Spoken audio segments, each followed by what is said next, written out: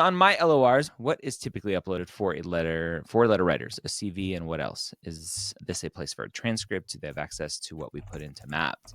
Great question. So my LORs, for those who don't know, is our letter recommendation service, similar to Interfolio, but I think better. You as a user using my LORs, it's part of our Mapped Pro, which is $10 a month or $90 a year. You request a letter. In that request, you can upload documents. So yeah, you can upload a CV, you can upload a transcript, you can upload whatever you want in there. We send that request to the letter writer. We also include the AAMC LOR guidelines PDF in that request. And yes, as part of the request, you can check a box that says allow them to have access to my mapped information. And it's read only, and things that you've marked private will stay private.